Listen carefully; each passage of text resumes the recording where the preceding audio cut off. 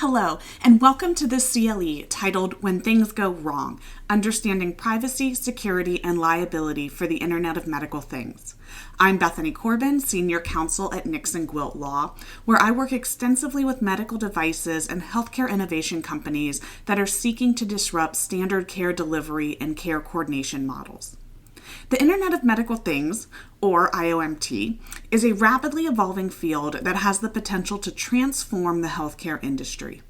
We've already started to see the effects and the impact that Iomt can have with developments like remote patient monitoring. I'm really excited to talk with you today about the compliance and legal risks that are associated with Iomt, including the evolving liability structure for Iomt device malfunctions. I'll start first by giving a roadmap of what we're going to cover in this CLE. First, I'll provide an overview of Iomt. Next, I'll discuss the privacy and the security risks that are inherent with Iomt, including an overview of the regulatory landscape, an in-depth discussion of privacy and security risks, and identification of several risk mitigation strategies.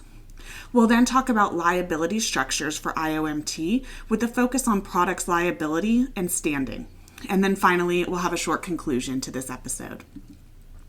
So I want to start first by discussing the evolution of the Iomt industry, or as it's sometimes called, the connected health device industry.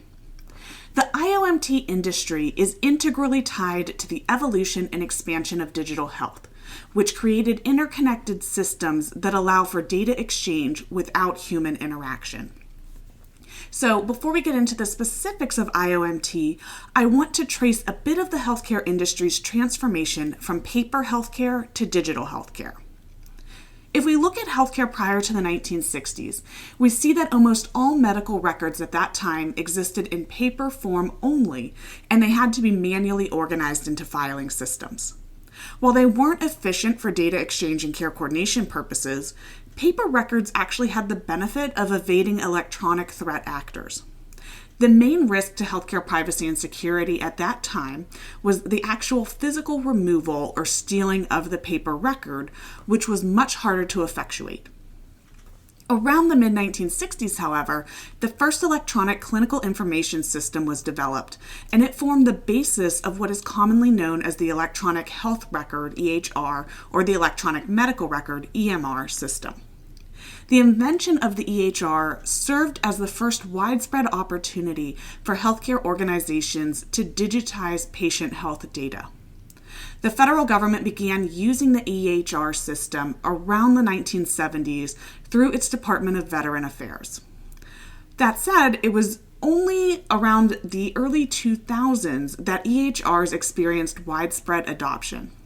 And indeed, in 2004, the Department of Health and Human Services, or HHS, created the Office of the National Coordinator, ONC, of Health Information Technology, which was designed to promote a national health information technology infrastructure.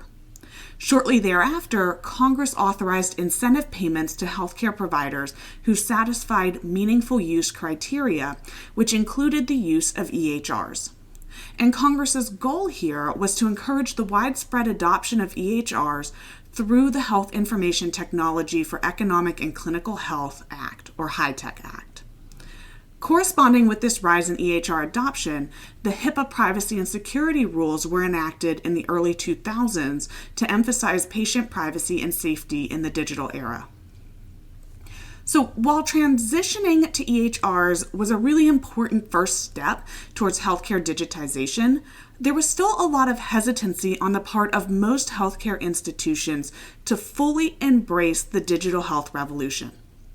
However, the increasing demand for connectivity, information sharing, and data retention was undeniable. So to fill this gap, the wearable wellness technology industry developed, and this included products like the Fitbit and the Apple Watch. The rise in wearable tech really began to change the way that consumers interacted with and thought about the healthcare space. And more consumers became interested in monitoring their health and their wellness away from their provider. And as a result of this, the wearable tech industry experienced significant growth in the 2010s. And it really offered consumers a way to take personal responsibility for their health and wellness.